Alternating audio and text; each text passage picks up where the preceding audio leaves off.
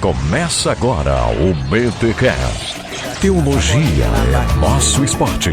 Trazia uma Bíblia na mão, se encheu de razão e pra pedir morou. Muito bem. Começa mais um BTCast de número 269. Eu sou o Rodrigo Bibo e depois da reforma virou tudo uma zona. Meu Deus. A reforma sempre atrapalha a casa, né, cara? E eu sou o Cacau Marques e eu gastei 30 conto pra gravar esse BTcast. Fica registrado aí. Tá certa a indignação. Mas valeu a pena. Ah, sim.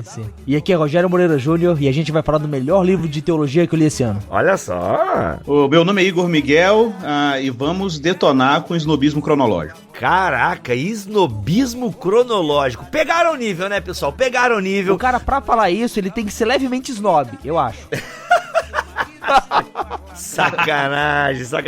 Gente, estamos nos nossos... Opa, acho que eu falei errado, né? Mas, gente, estamos... não vou conseguir falar agora. Estamos nos especiais da reforma. Saiu, olha aí. Galera, você tá ouvindo o BTcast, que é o podcast de teologia aqui do portal bibotalk.com. E lembrando que é um portal que tem podcast que fala de teologia com jornalismo, com o Rogério no Fora do Éden, e teologia e cultura com o Ovelhas Elétricas aqui do Cacau Marques. Pessoal, especiais da reforma, vamos falar, né? Estamos falando de temas que envolvem a reforma protestante e hoje a gente vai falar do Sola Scriptura. E o que é esse sola? Por que ele causa tanta confusão? É uma coisa boa? É uma coisa ruim? Vamos entender um pouco melhor somente a escritura aqui no BTcast, o seu podcast semanal de teologia. Mas antes, os recados paroquiais.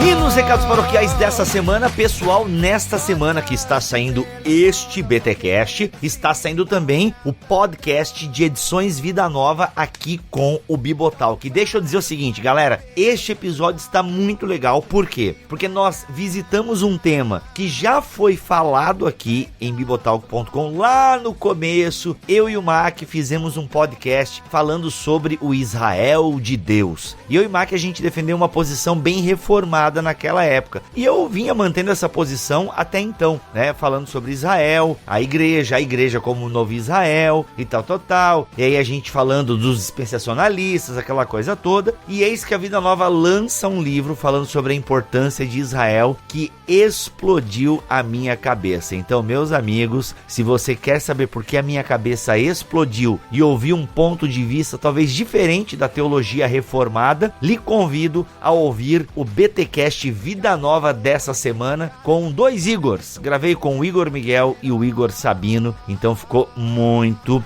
bacaninha. E também quero anunciar que voltou lado a lado, né? Não sei se você sabe, mas as meninas voltaram falando aí sobre solteirice, muito bacana. Acho que o Rogerinho participa também quando, acho que já tava namorandinho na época que participou, não sei não. Mas o Lado a Lado voltou, então confira no feed do Lado a Lado, beleza, gente? E também o Fora do Éden lançou um programa sobre o Vaticano II, muito legal. Dá uma conferida nos outros podcasts da casa, porque eles são também muito bons, ok, gente? E deixa eu avisar vocês que tá chegando aí a Reforma Protestante e eu estou aqui vendo possibilidades com a Amazon de fazer uma promoção e também quero fazer sorteio com a Thomas Elson Brasil, mas não posso prometer nada. Mas se eu fosse você, eu já começava a seguir o Bibotalk no Instagram, @Bibotalk lá no Instagram, ok? Como diz o Mairo Vergara, Instagram, e a gente vai fazer, beleza? E tá chegando também o BTD de Londrina, galera, dia 27 de outubro, não perca a oportunidade de ir a Londrina, no Paraná. Vamos ter um BTD maravilhoso lá, eu, Gutierre Siqueira e Daniel Coelho, falando sobre a glória de Deus. Vai ser muito legal, então o link para você participar do BTD Londrina está aqui na descrição deste podcast. Cast, ok, gente? Está aqui e vai ter também o BTD em Brasília, mas eu falo mais dele em outros momentos. Já tenho falado bastante aqui, mas não deixa pra última hora. Eu tenho que falar uma coisa aqui, pessoal. Eu vinha falando sobre o BTD do ano que vem, o BTD oficial promovido pelo Bibotalk, que ia ser em maio do ano que vem. Pois bem, não vai ser em maio e eu conto no programa que vem porque a notícia, eu falei que alguma coisa ruim, não, mas uma coisa muito boa aconteceu e não vai dar pra ser em maio, tá bom? Então eu conto pra vocês no próximo episódio, porque agora eu quero ir logo pra esse programa que tá muito bom.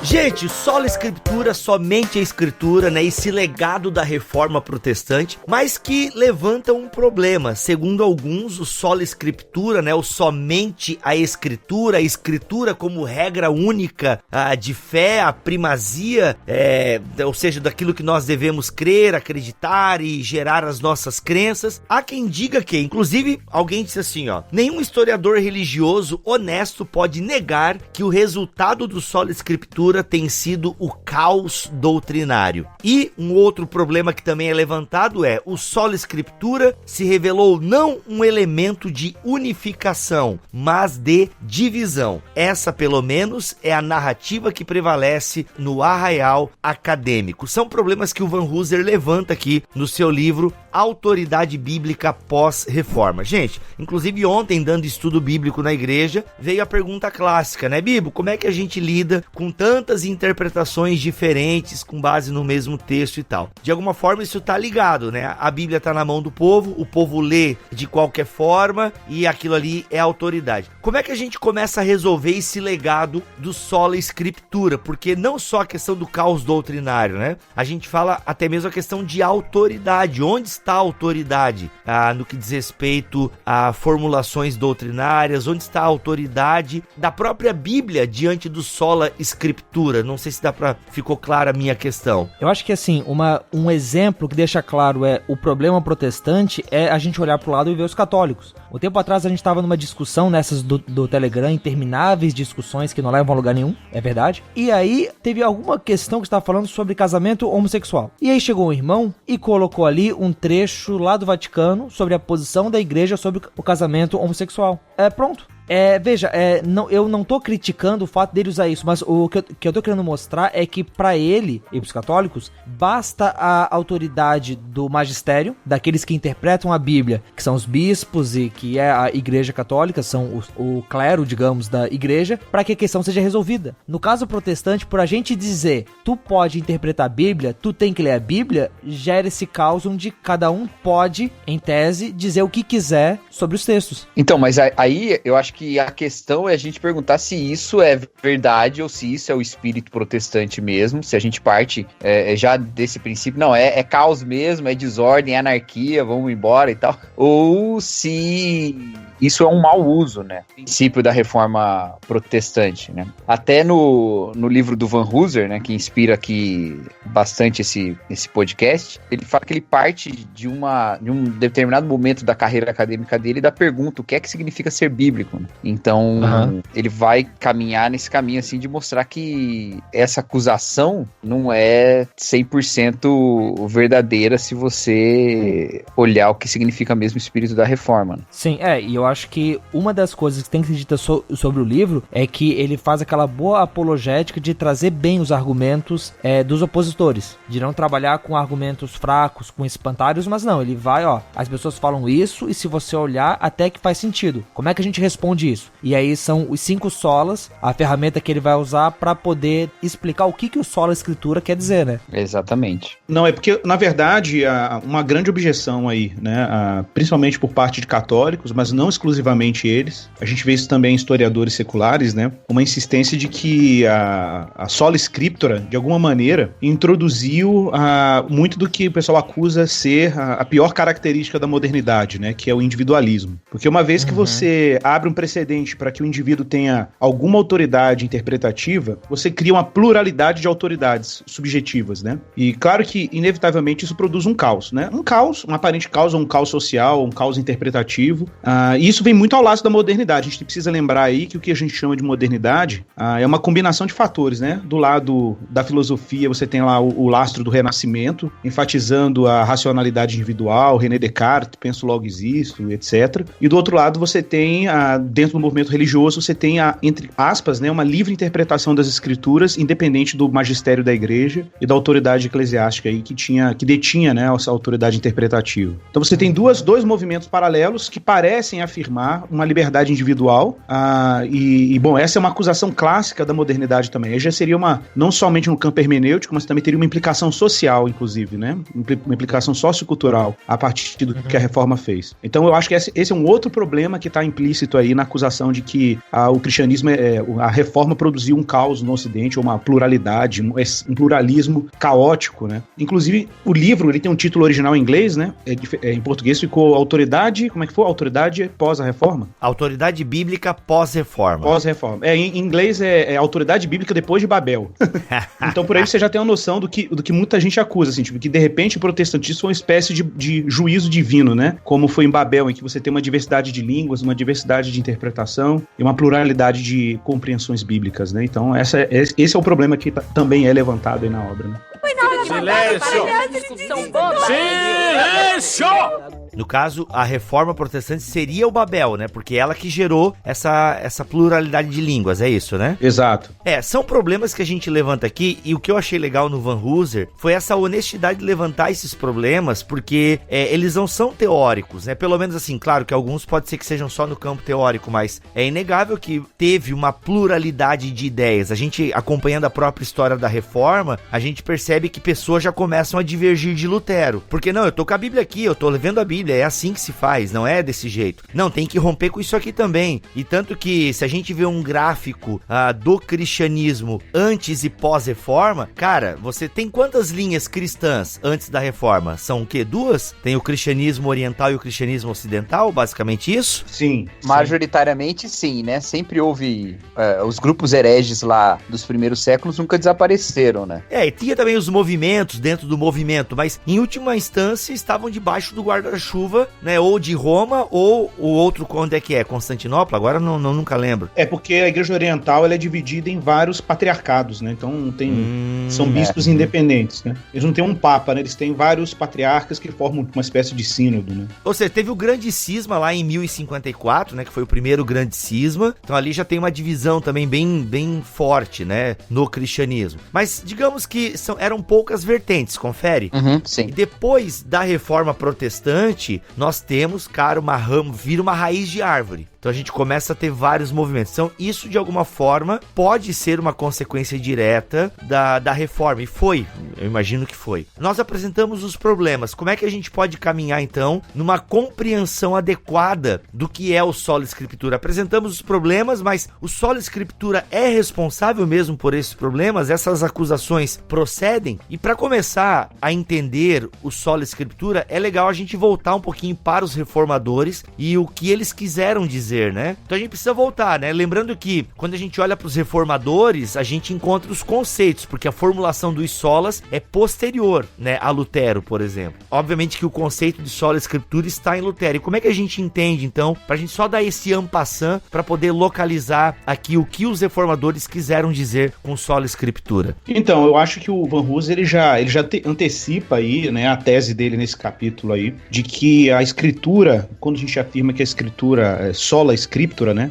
A gente até brinca aí, né? Que o Vanhoozer, em alguns momentos, ele fala de solo scriptura e nuda scriptura, né? Em outros textos ele fala nuda scriptura, né? Escritura sozinha. É um equívoco pensar, por exemplo, que a única fonte de produção teológica cristã é a Bíblia. Observe, eu não falei autoridade, eu falei fonte de teologia, que é o termo, inclusive, que o Vanhoozer usa no trecho aí, né? E que a noção de sola scriptura é que a escritura apenas é a fonte primária, ou autoritária em termos teológicos, né? Então, mas não significa que ela é apenas a única fonte ou o único lugar de onde a gente produz teologia. Como ele vai mesmo desenvolvendo aí, a gente vai ver isso aos poucos na medida que a gente for discutindo, mas uma coisa que o Van Hooser enfatiza bastante é que a leitura bíblica, ela, apesar de ter, realmente, a gente quebrou o monopólio interpretativo do magistério da igreja, mas em contrapartida, isso não significa que a interpretação bíblica é uma interpretação desconectada da tradição interpretativa, que ele chama de, ele fala aqui, né, que é esse equilíbrio entre palavra e espírito. Isso é uma coisa importante, né? É que a gente às vezes perde a noção de que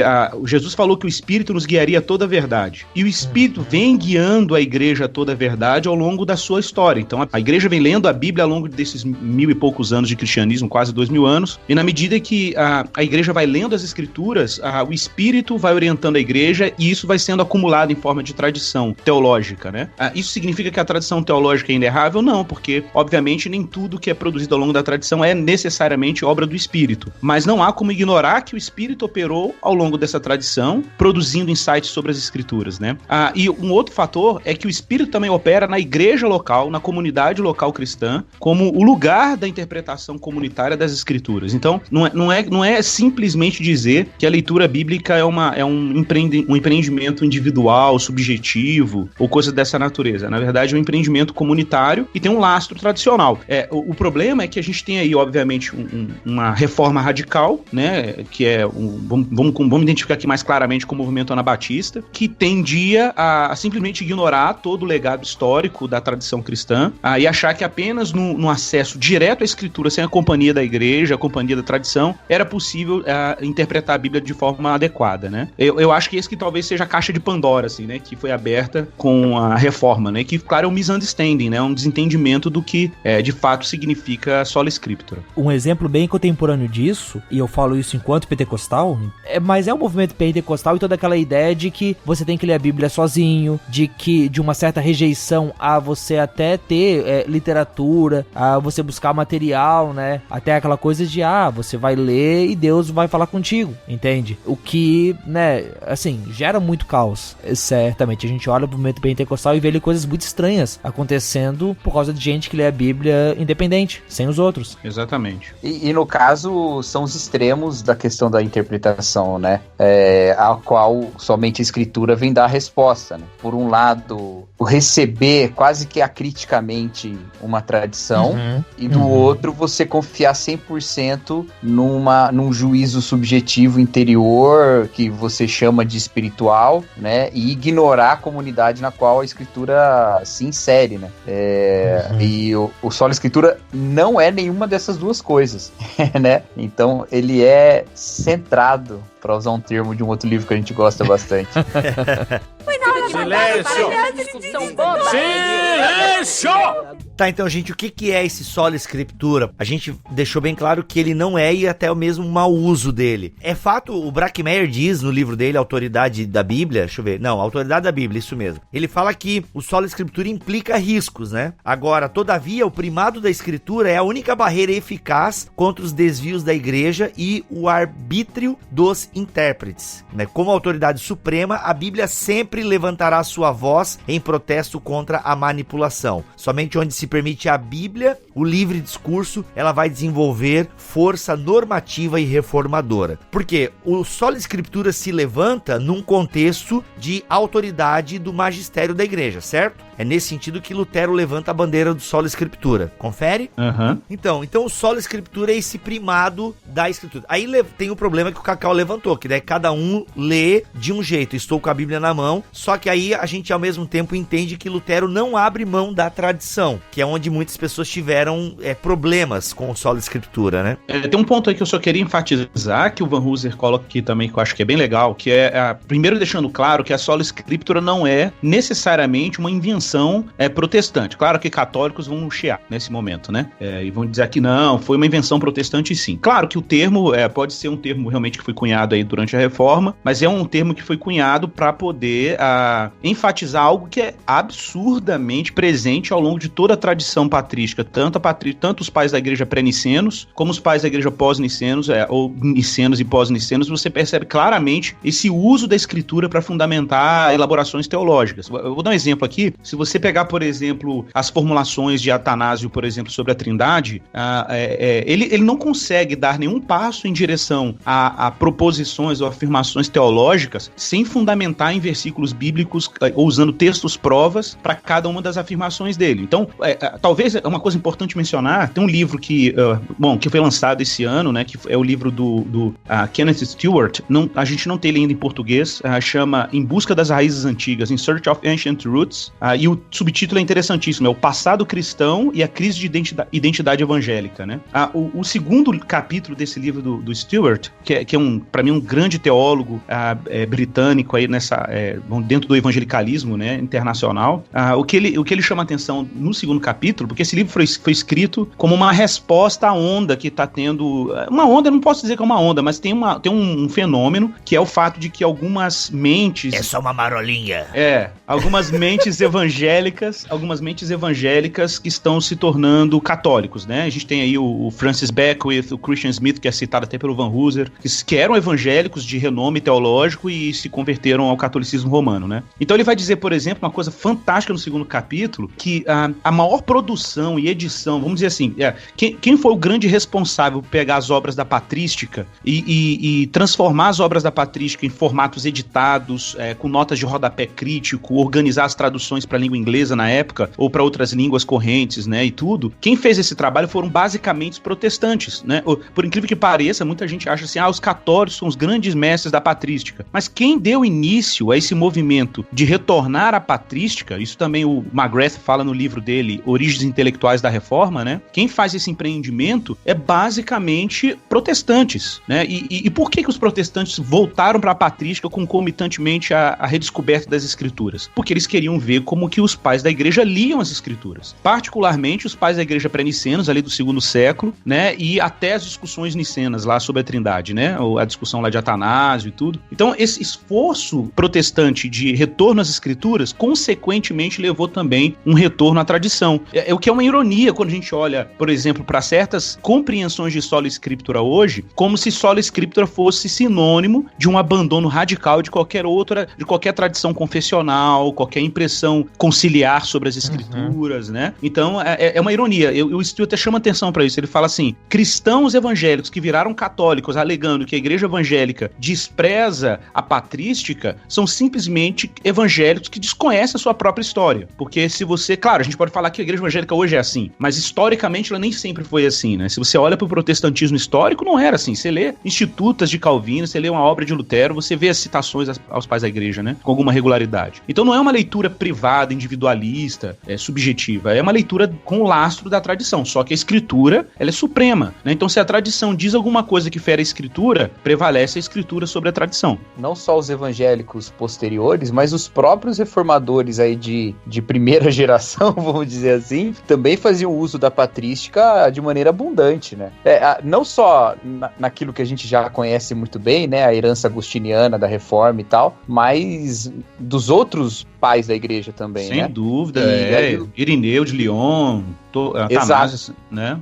E o Van Hooser vai colocar exatamente isso, né? Que eles não fazem isso como essa fonte final, mas eles fazem isso como sendo estes pais da igreja gente que fez uma boa exposição do que as escrituras falam, né? Então, acaba fazendo com que os pais da igreja remetam à Bíblia, né? E não como se eles fossem uma instância já de autoridade neles mesmos, né? Eu digo isso porque teve uma época da minha vida que eu estava pesquisando sobre o cristianismo da ortodoxia oriental, né? E comprei um livro, e foi um livro escrito por um padre católico. E é um livro que é meio conciliador das tradições, assim, e tal, né? E eu fiquei profundamente irritado, cara.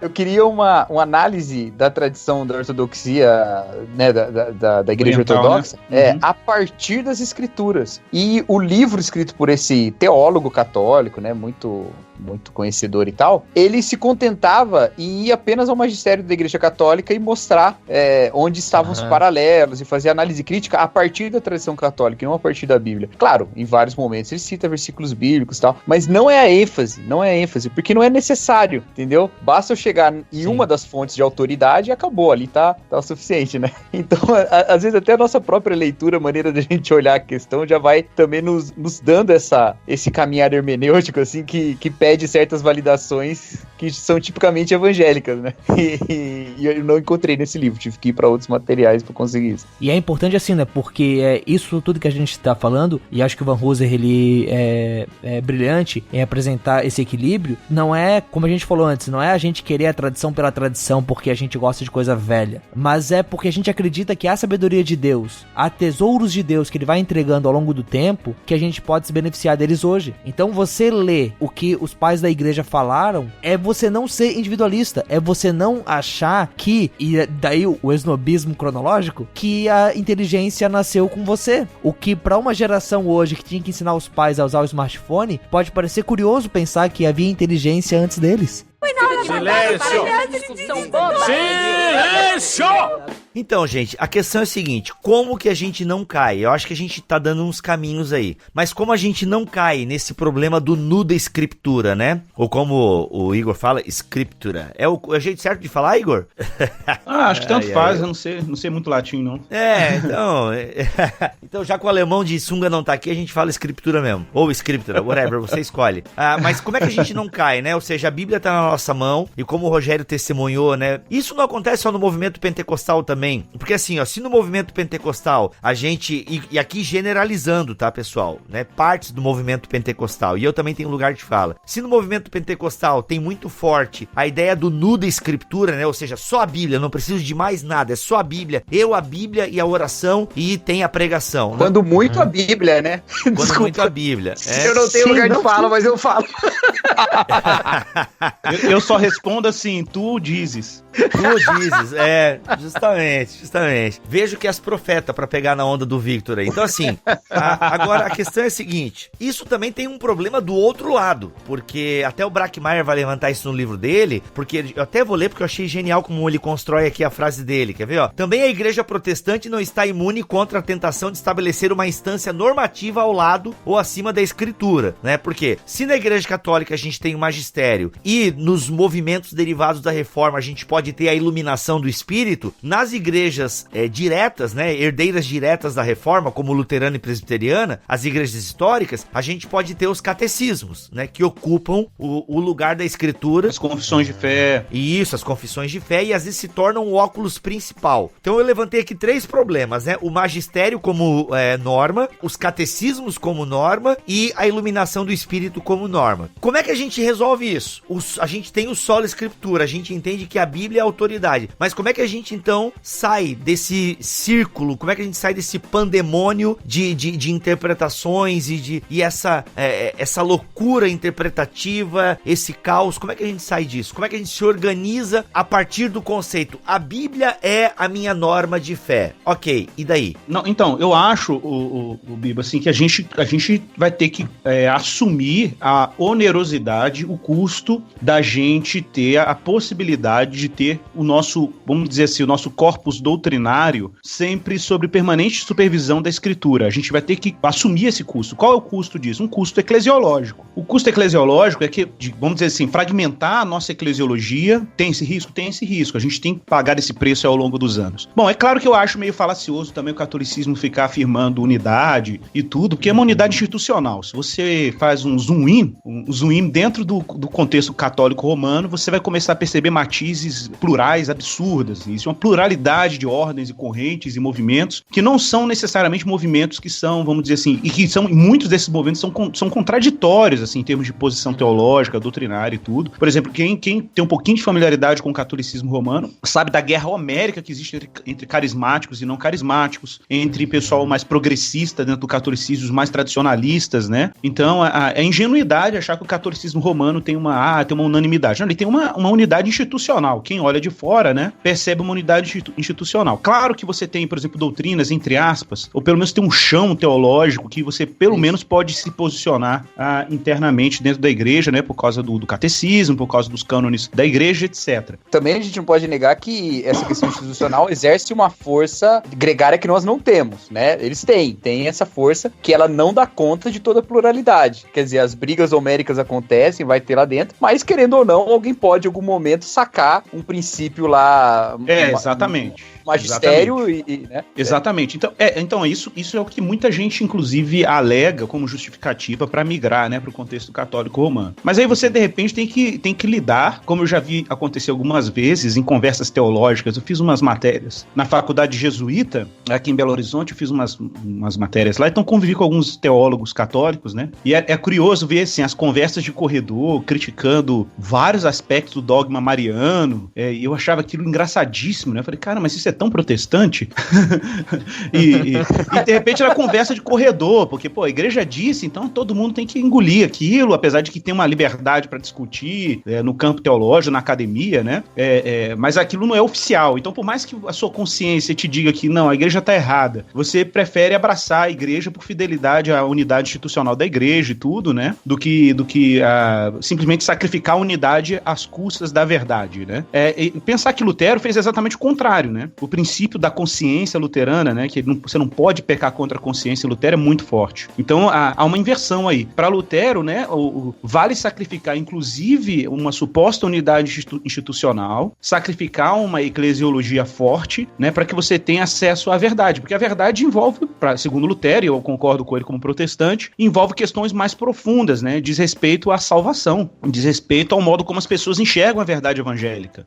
Então, às vezes, você tem que sacrificar uma certa estabilidade institucional, né, para poder desfrutar de um acesso fresco e transparente da verdade evangélica. Isso teve um custo? Teve um custo enorme, que é o que a gente está vendo aí até hoje, que é a fragmentação do movimento evangélico. Mas, como, de novo, né, simplesmente alegar que sola scriptura é a responsável por isso não é suficiente, né? Porque a gente tem recursos dentro do próprio modo como os primeiros reformadores lidavam com o sola scriptura, que mostram que eles não eram simplesmente pessoas que queriam fazer cisão, ficar inovando teologia o tempo inteiro. Não era essa a proposta, né? A gente vê, por exemplo, a oposição de Calvino ao movimento anabatista, né? Como exemplo disso, assim, o movimento anabatista era uma espécie de reforma radical que queria reinventar todas as doutrinas. A gente tem movimentos unicistas saindo do anabatismo, porque a trindade é uma doutrina de homens que foi resolvida em concílio, então tem que voltar para a Bíblia, e de repente o cara lê a Bíblia e fala, não, a Bíblia não fala de trindade. Aí começa, né, a panaceia.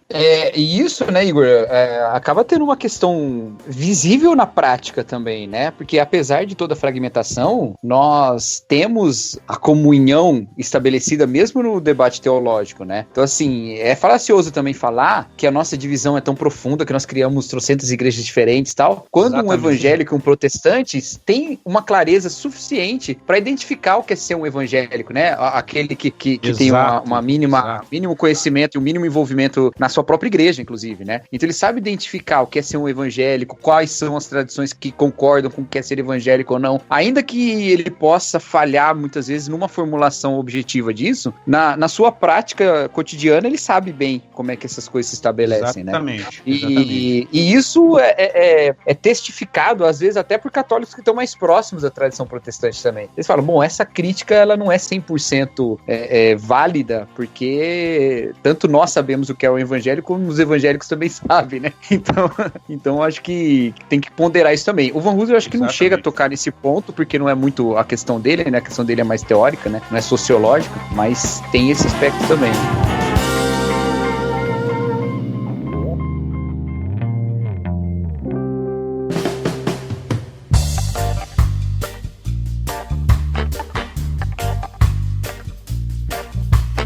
Vocês concordam que uma outra maneira também da gente resolver um pouco esse caos doutrinário é a questão da nuvem de testemunhas, né? Eu não sei onde eu li isso, não sei se foi no Van Hooser ou em outro momento, mas como é que eu sei que isso aqui tá certo, essa interpretação? É olhar para essa nuvem de testemunhas que já veio antes de mim, aquilo que o Rogério estava falando antes, né? Eu ter essa compreensão de que a Bíblia está sendo lida e interpretada desde que ela foi entregue por Deus à igreja. Então eu tenho uma história de tradição, eu tenho uma história de interpretação interpretação.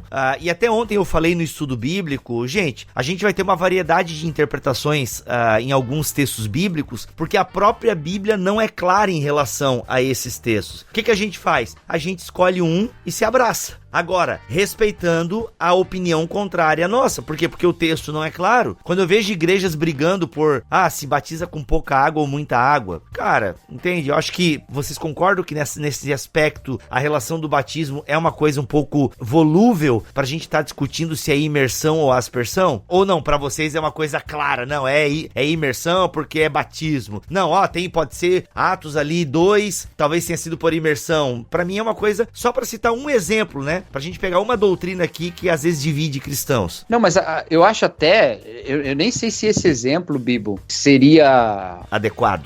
Seria o melhor exemplo, assim, porque o peso que se dá pra essas questões são diferentes também, mas mesmo as tradições protestantes que vão, por exemplo, atrelar o batismo à salvação em termos de prática, né? Como os luteranos, por exemplo, né? Ou seja, vão ter uma discussão, uma oposição muito forte com quem tem uma visão diferente, porém um convívio de reconhecer que é um esforço de compreensão da autoridade bíblica, né? E aí eu acho que esse mecanismo do Sola Escritura, ele funciona inclusive para lapidar as nossas percepções, porque assim, quando se fala, a nuvem de testemunhas e tal, pode colocar a nuvem de testemunhas como uma autoridade final também, né?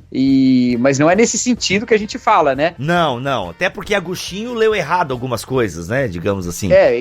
Então, e também porque significaria o seguinte, no debate que a gente faz, por exemplo, o que a gente possa fazer aqui agora, nós não estamos sozinhos, né? Nós estamos numa tradição, nós estamos inseridos num povo, existe uma tradição interpretativa que senta na mesa com a gente também, e que é desafiada pela mesma escritura, ela continua sendo desafiada. Não é porque esses caras morreram que a escritura não os desafia. Também os desafia como nos desafia, né?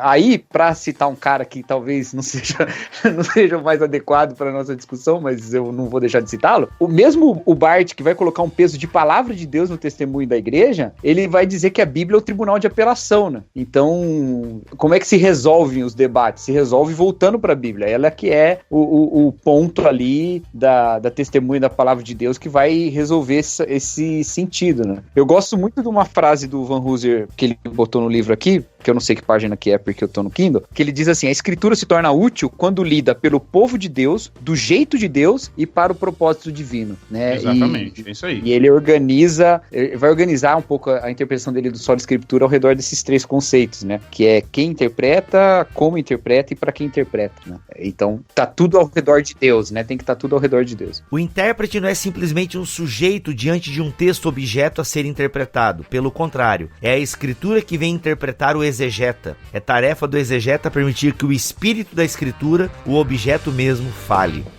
Silêncio!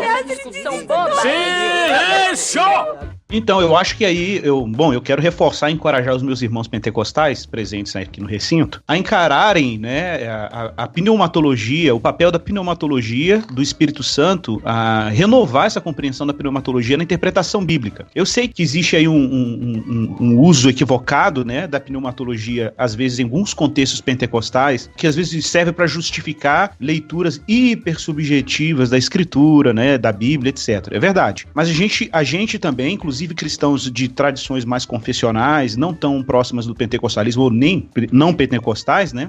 Eu acho que precisam apreciar essa noção, que é muito forte também na tradição reformada, que é a noção de que o Espírito ilumina o intérprete da Escritura. Mas, atenção, o Espírito não apenas ilumina o intérprete, o leitor da Bíblia, como ele ilumina uma comunidade de leitores das Escrituras, né? A gente precisa retomar essa noção de uma leitura pneumatológica, né? Tipo, o Espírito de Deus vem iluminando a igreja na interpretação, o Espírito de Deus vem equipando mestres na igreja com dons interpretativos. Por exemplo, eu não sei vocês, mas eu quando manuseio bons comentários bíblicos, eu tenho acesso a bons intérpretes e exegetas, já me peguei algumas vezes agradecendo a Deus por esses homens, né? Porque foram pessoas que Deus, de fato, deu um dom maravilhoso de interpretação, de fazer uso das fontes históricas, dados arqueológicos, né? Da própria tradição, para poder oferecer iluminação sobre textos que são às vezes super complexos da gente gente lê. Claro, lembrando que, como o Van Hooser ele enfatiza até nesse capítulo aí, um dos princípios que estão por trás do Sola Scriptura é a noção de clareza do texto bíblico. Alguém poderia rir nesse momento, você está zoando que existe clareza na Bíblia, né? Não, de fato, se a gente fizer se a gente pensar nessa operação do Espírito, quantas pessoas que nós conhecemos, que eram semi-letradas ou semi-educadas, que por causa de uma obra do Espírito Santo, às vezes leram um versículo de Jesus lá dizendo: eu sou o caminho, a verdade e a vida, quem crê em mim terá a vida, né? Quem crê em mim será justificado, e foram iluminados com essa verdade, né? Então existe um sentido de que a Escritura é clara nas questões essenciais, né? Principalmente nas questões que diz respeito à salvação, à revelação de Deus em Cristo. Tem questões que são muito óbvias, a gente não precisa ficar, vamos dizer assim, usando muito aparato hermenêutico para poder acessar. Agora, é claro que na medida que a gente vai enriquecendo a compreensão dessas verdades essenciais que são claras na Escritura, a gente precisa de mais aparato. Aí eu reconheço que Paulo está certo, que Deus deu uns para mestres. Lembrando que isso é dom do Espírito, isso é graça de Deus, né? Que Deus deu essas pessoas para o benefício da igreja. Então, de novo, eu reforço, né? Observe, a gente está aqui falando sobre como Van Hooser retoma os reformadores, o modo como os reformadores tratavam Sola Scriptura, e como, ao olhar para como os reformadores fazem isso, a gente revisa a própria percepção que nós hoje, evangélicos, temos sobre Sola Scriptura, né? Que a nossa leitura não pode ser uma leitura meramente privada, mas é uma leitura na companhia dos santos, né? E na companhia do Espírito de Deus, né? O Van Hooser chega a dizer que talvez fosse o caso de ter uma sexta sola, né? Que era o Sola Ecclesia. Sola Ecclesia, é verdade. E isso é uma coisa interessante, porque, tirando aquela citação do Chesterton, que ele também faz, que diz que o espírito protestante, ou o desafio protestante era muito grande, por isso ele ficou inconcluso, né? Que o problema não era o ideal protestante, o problema é que para fazer o protestantismo acontecer era difícil demais, e aí ele ficou inconcluso, né? Eu não sei se isso foi antes ou depois da conversão dele ao catolicismo, foi no Que há errado com o mundo, né? Aí o Rogerinho, que é o especialista sobre o Chesterton aqui na mesa. Mas uma coisa que, se você pensar nisso, de fato, as preocupações eclesiológicas da reforma que existiam nos reformadores, elas foram diminuídas na tradição protestante, pelo menos essa leitura que eu faço. E eu acho que é pelo próprio espírito individualista do Renascimento. Nem tanto nosso, mas também pós-renascentista e pós-iluminista, né? Mas esse espírito individualista faz com que a gente vá para os reformadores olhando sempre uma questão da teologia, da sistemática, da interpretação bíblica e tal, mas não olha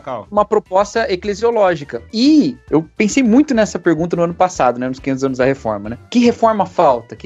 Para mim, falta uma reforma eclesiológica. Não porque os reformadores não a tenham feito, mas porque a gente ignorou esse ponto. A gente deixou esse ponto passar. E com certeza, o que seria? Faz muito sentido. O que seria essa reforma eclesiológica? A meu ver, seria essa volta ao espírito, né? Não só no sentido carismático, mas também carismático, né? No sentido dos dons e da capacitação. Carisma, mas, do carisma, exato. Exatamente, mas principalmente no caminho mais excelente do espírito, que é o amor. Eu vejo coisas muito boas acontecendo nesse sentido. Quando a gente traz um anúncio do evangelho, eu vejo, por exemplo, a proposta de vocês aí em Belo Horizonte de uma igreja trinitária. Acho maravilhosa essa ideia da comunhão, de estarmos juntos, da questão relacional que o Mosaico traz. Eu acredito que esse caminho é um caminho que não só responde ao problema a acusação que nós recebemos de pulverização, mas também faz o contrário. Não só diz assim, tá vendo? O Sola Scriptura não cria pulverização. A gente pode sentar na mesa, a gente pode conversar. Mas também faz o contrário. Olha, o Sola Scriptura não nos leva ao erro, porque a gente senta junto, conversa, olha pro evangelho e a gente purifica a compreensão do evangelho. Então, é um ciclo, né? Uma coisa acaba fortalecendo a outra. Eu acho que talvez o problema do Sola Scriptura, da maneira como a gente pegou na reforma, é que a gente ignorou a eclésia, né? E aí a gente tem as situações todas complicadas aí. Uau! Silêncio! Silêncio! Assim, quando eu falei lá no começo que era o melhor livro que eu tirei desse ano, é sério mesmo, leia esse livro. Eu acho que, além dele ser muito bem escrito, eu gargalhei na introdução do livro de teologia. Eu não me lembro a última vez que eu fiz isso. O cara, ele é bom escrevendo. E nem parece que é teólogo. E aí, ele... Mas assim... Nem parece que é hermeneuta. Não. Ele parece uma pessoa que sorri, que se alegra, sabe? Que a gente sabe que essas pessoas Mas o livro dele de hermenêutica é bem difícil. Ah, é? Há sentido nesse texto? É difícil mesmo. Nossa, mano. ó, não sei se é a tradução ou eu sou burro mesmo. Pode ser os dois, mas... Tem um livrinho dele bem legal que é a Trindade, como é que é? A Trindade, a hermenêutica e a função do teólogo, alguma coisa assim. É um capinha azul, né? Não, é laranja. Laranja, mas é da mesma coleção da capinha azul. Ah, deve ser. Mas... A gente pede perdão pros nossos ouvintes daltônicos aí, que a gente tá atrapalhando também.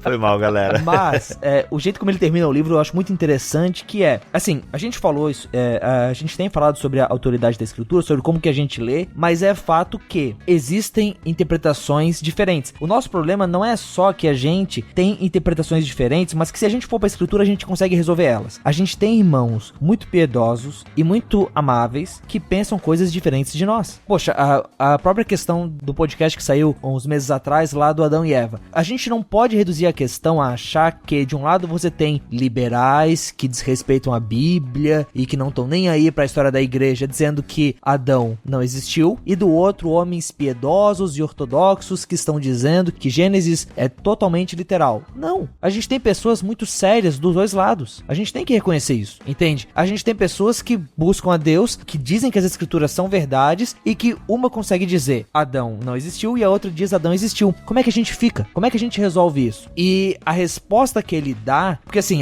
seria muito bom a gente ler esse livro todo e no fim a gente ter uma chave que consegue nos dizer quem tá certo e quem tá errado. Mas o que ele coloca não há essa chave. Pelo menos não uma chave de fácil acesso. Mas que essa chave, ela não tá... pra gente resolver essa questão, a gente não deve necessariamente buscar ver qual tradição está correta, mas reunir as traduções. Se eu falei antes que Deus deu tesouros ao longo do tempo e a gente vai recolhendo eles hoje, é olhar pra hoje e ver que Deus deu tesouros para diferentes igrejas. Então, a minha comunidade, ela tem um tesouro e a comunidade do bispo tem outro. Eu não vou pro bispo e fazer ele se tornar igual a mim, porque embora ele vá ter o meu tesouro, ele vai perder aquilo que ele tem. Mas eu e o Bibo nos reunimos e a gente compartilha. E assim a gente, enquanto igreja, vai se reunindo ao longo do tempo e vai compartilhando aquilo que Deus nos deu. E assim a gente vai, não sei se necessariamente chegar claramente a uma certeza, e principalmente não sei se a gente vai chegar a uma certeza, não, é isso que a Bíblia quer dizer, mas certamente a gente vai se enriquecer naquilo que Deus nos dá. O que vocês acham disso? Profundo.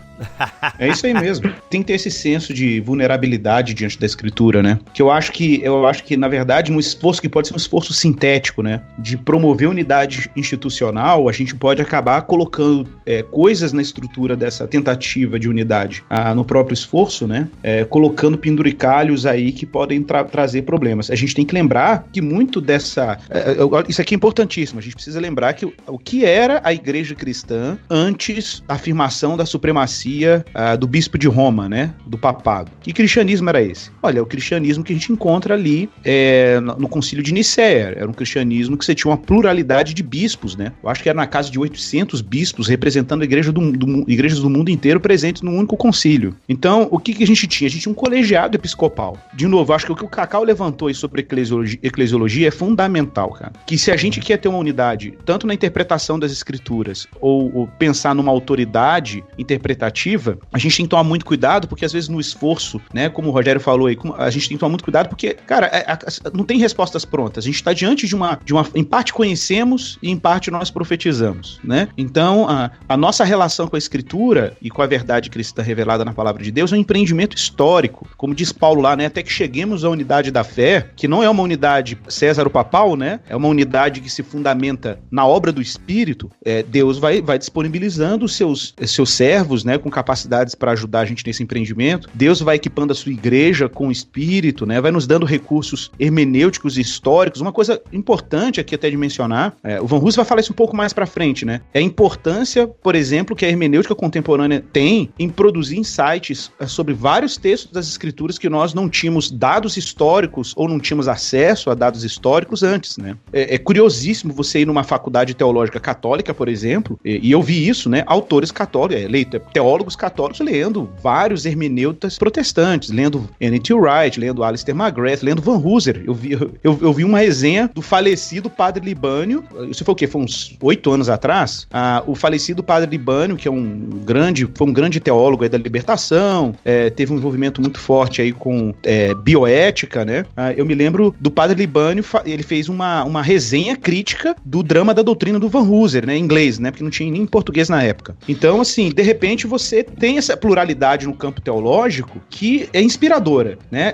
Essa insistência do Van Hooser no mero cristianismo protestante, né? Que agrega tanto, né, o Bibo? A gente fez lá o evento de arminianos e calvinistas lá em Campinas, e a gente falou muito sobre esse mero cristão protestante, né? Que tá lá nos 5 solas, reconhece a obra do Espírito, reconhece a tradição ter um lugar como companheira de leitura, né?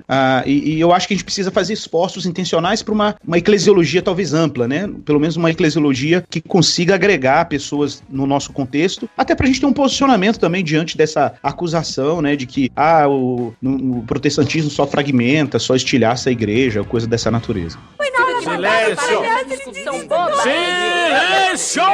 Lembrando que nós demos um en passant nesse capítulo do Van Hooser. Tem vários outros detalhes. Por exemplo, essa última fala do Igor aqui, tudo que o Igor falou basicamente tá aqui nesse capítulo de maneira bem explorada. Não é o nosso objetivo aqui esgotar o capítulo. Fique de olho nas redes sociais do Bibotalk, @Bibotalk, tanto no Instagram quanto no Twitter e também no Facebook, porque esse livro, volta e meia, tá em promoção. E olha só, tá vindo outubro, aliás, nós estamos no mês de outubro, e é bem provável que aconteça alguma promoção da Amazon e ele volta pra R$30, R$34. Eu paguei R$34 nesse livro aqui, ou eu ganhei, não lembro, mas eu lembro que ele tá por 34 pila. Ganha tanto livro, né, Bibo? Que nem sei às vezes, mas às vezes eu compro, tá? O pessoal fala que eu só ganho, às vezes eu compro. Então assim, gente, vale muito a pena você dar um confere nessa obra do Van Hooser, e é isso. Alguma colocação final, galera, que vocês acham que deve estar ainda nesse episódio?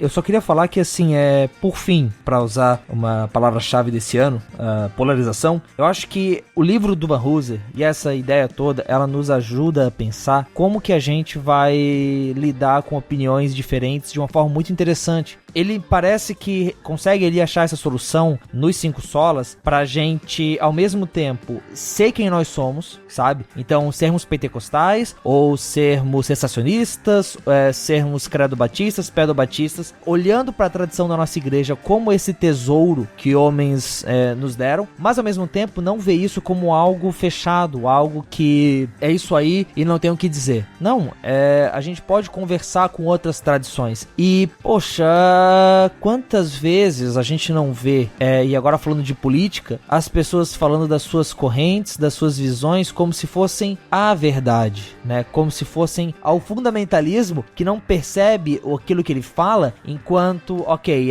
eu acredito nisso por causa dessas coisas, mas é o fundamentalismo que diz isso é a verdade, entende? E isso é pobre, isso é ruim, e que a gente possa ir para as escrituras, se humilhar diante de Deus, ir para os irmãos, se humilhar diante deles, ver a imagem e a obra de Deus na vida dos irmãos e se enriquecer. Eu acho que esse livro nos ensina a sermos ricos, mas não do jeito que você está pensando. Agora, acho que fica uma dúvida agora, como é que nós incluímos também os católicos romanos no debate teológico, no diálogo teológico, né? Mesmo que nós tenhamos bases de autoridade diferentes, né? Em geral, os católicos esperam dos protestantes que eles se submetam ao magistério nas questões, sim, né? Assim, enquanto nós esperamos as validações bíblicas das afirmações teológicas. Só que para eles não é tão difícil fazer isso, uma vez que eles têm a Bíblia também, né? Nós é que não temos o Papa. Então, tem uma reflexão para fazer sobre isso também, né? Como é que católicos e protestantes lidam com a interpretação bíblica, porque eu não acho também que seja válido ou seja bom que nós simplesmente demos de ombro e falamos assim, não, então cada um na sua e, né, não me enche a paciência. Acho que um esforço, né, de diálogo é importante. E fica difícil com bases diferentes, mas não sei se é impossível também, né? Eis o desafio. Fica pra próxima.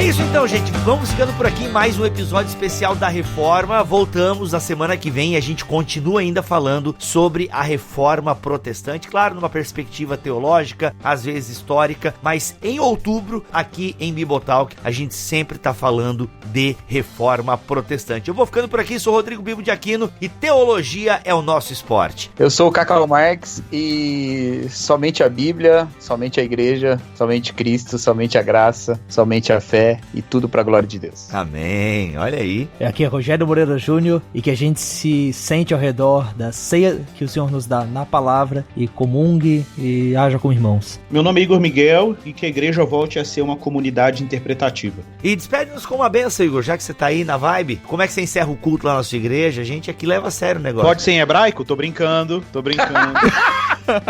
Eu ia amar. É mais poderosa, por favor. O Mac já sobe o Leonardo Gonçalves aí, ó, né? É nóis. Bom, que Deus nos conceda a graça e nos ilumine pelo seu Espírito para que cheguemos ao conhecimento pleno de Deus e que Deus preserve as nossas almas para a ressurreição. Amém. Amém. Amém.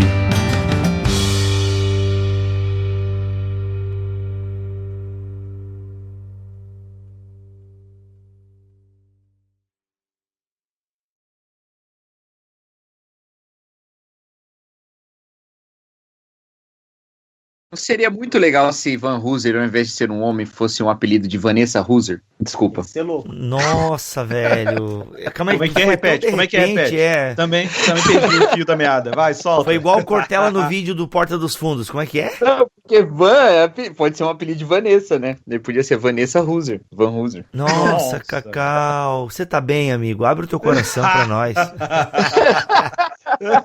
Nossa, cara. Vanessa Hooser. Tá, agora eu fiquei com Vanessa. Se eu chamar o Van Hooser de Vanessa, a culpa é do Cacau.